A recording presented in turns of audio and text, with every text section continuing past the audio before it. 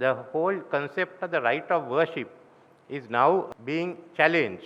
And I think on Thursday, the Human Rights Council have to give a decision on it.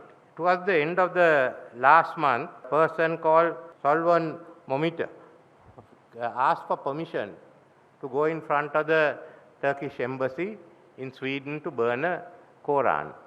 The police refused permission.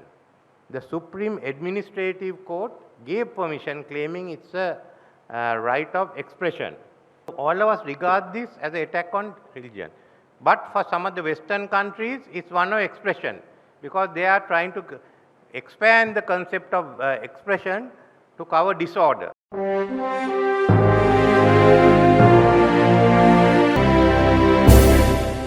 President Ranil Wickremesinghe has denounced the burning of the Holy Quran outside a mosque in Sweden. President Wickremesinghe has described the act as a violation of the freedom of worship. The president also called on the leaders of Western nations to refrain from allowing disturbances under the pretext of freedom of expression. The burning of the Islam's holy book by an Iraqi Christian immigrant outside a Stockholm mosque during the major Muslim holiday of Eid al-Adha triggered widespread condemnation from Islamic world. President Wickremesinghe made these remarks addressing the opening ceremony of the new court complex at Ratnapura yesterday. The construction of the said court complex began on September 10, 2018, following a cabinet decision made by President Ranil Wickremesinghe during his tenure as Prime Minister, the President's media division reported. Accordingly, its purpose is to provide the people of Ratnapura district with a centralized location for their court-related matters. Despite the challenging economic situation, the construction of this new court complex was completed by minimizing non-essential expenses and focusing solely on essential elements, with the total expenditure for the project amounting to 1,500 million rupees. This four-story building complex is fully equipped with all the necessary facilities for a judicial center. It includes 2 high courts, a civil appellate high court, 2 district courts, 2 magistrate courts, a legal aid center, and a community corrections office.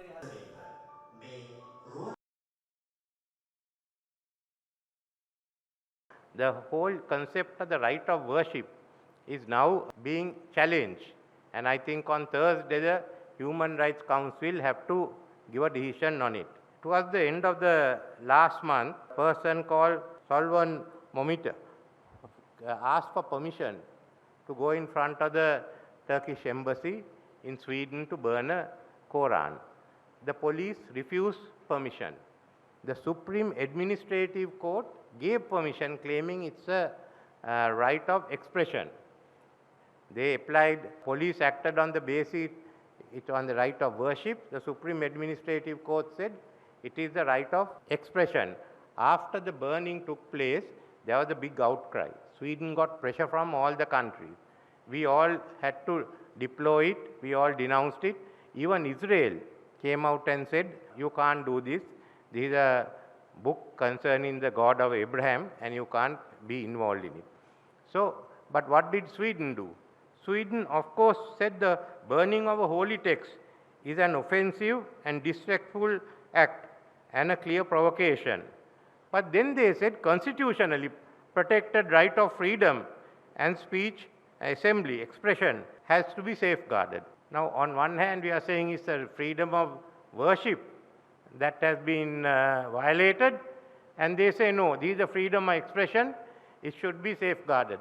As reactions came from government, some of the Western governments said this is freedom of expression. It comes under while they deplored that, they brought it under freedom of expression. So as a result, Pakistan has now gone before the human right to Geneva for the Human Rights Council and moved a motion that this is a violation of the international human rights law. That is being taken up on the 13th, the Thursday, in Geneva. Now, this is the question that is rising. We all treat this as a violation of the freedom of worship. But there is an attempt to bring this under freedom of expression. You can't bring everything under the freedom of expression. There has to be a limitation. But this seems to have been the Western line, because some of the international NGOs are saying if this resolution is passed, it will be a setback to the West. This is not a question of West or East or North or South. It's a question of the right of worship, which we've had. It's not a question of burning the Quran. I, for one, am not an adherent of Prophet Muhammad, but I think there are a lot of valuable items in the Quran, which all of us can make use of. Similarly, in the Bhagavad Gita, in the Rig Vedas, in the Bible, we all find.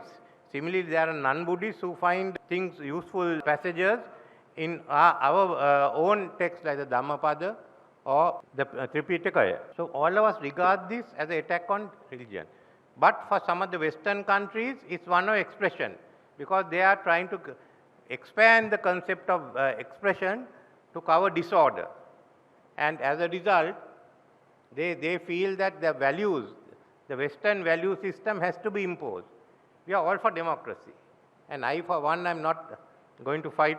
I'm only speaking on this issue. I am not speaking on another issue about Sri Lanka, because I have accepted the fact that we have not fulfilled all our obligations according to the agreement signed between former President Mahinda Rajapaksa and the former UN Secretary General Ban Ki-moon, and that we will fulfill it. So we have decided, whatever be our views, let's go ahead and fulfill our obligations. Now what we are asking the human rights in Geneva is, why are you silent? Why hasn't the Commissioner made a statement? Why are you going to wait for a vote? Now this is an important issue for all of us. Now, what is the value system we are going to follow? Our judicial power and our sovereignty comes from the people. But as a member of the UN, we have to follow the Declaration of Human Rights. But then, what is the value system we follow? We have so far followed whatever has been said by the Human Rights Council in Geneva. But now a question comes, it all depends on what position will they take. Your freedom of worship cannot be challenged. You can't give it another interpretation and cover the freedom of worship by the freedom of expression. The Human Rights Declaration was a result of President Roosevelt's 4 freedoms. And in the first freedom was freedom of speech and expression. The second freedom, as he said, freedom of every person to worship God in his own way.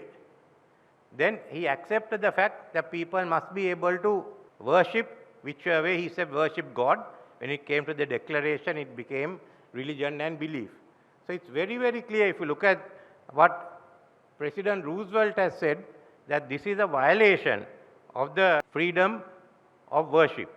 If you're going to say that this, if you're going to excuse this act on the basis of freedom of expression, then basically you have to rewrite history about Adolf Hitler, who burnt all the books and many of the Jewish cathedrals, and make him a Nobel Prize winner. So one of the two.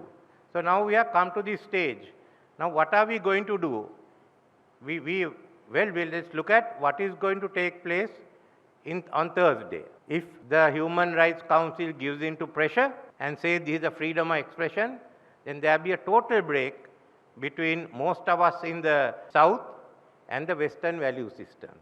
On the other hand, if they say this is a violation of freedom of worship, then they must define the limits of freedom of expression.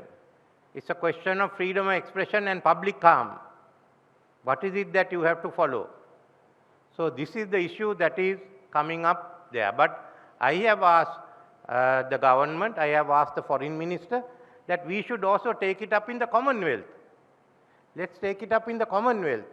And then the Justice Minister and others can go and argue the case. I said to first speak to the Secretary General of Commonwealth. And I think Commonwealth then must take a leading role in human rights. You can't leave it to one section of the people where it gets politicized. It has to be the right of all the people. So this is a big test. Are the Human Rights Council going to accept the freedom of worship and put limitations on the freedom of expression? Are they not going to do it? Nevertheless, this is the beginning, I think, of us trying to get our own values, the values of the global South, into the Human Rights Council where it has to be respected. This was a very important issue, and since I have instructed the Foreign Ministry to go ahead and first to oppose it in Geneva any attempt by the West to change it, to support the Pakistani resolution, and we as a country to take the first step with the Commonwealth, because as a country we all know the Buddha said, treat every religious leader with respect. And that's all that we are asking for. So let's come to the forefront on this issue within the Commonwealth. And I thought, being among the Kalukot Karyas, I'll first tell them what we are going to do. So thank you very much. For more latest news, subscribe to FTTV.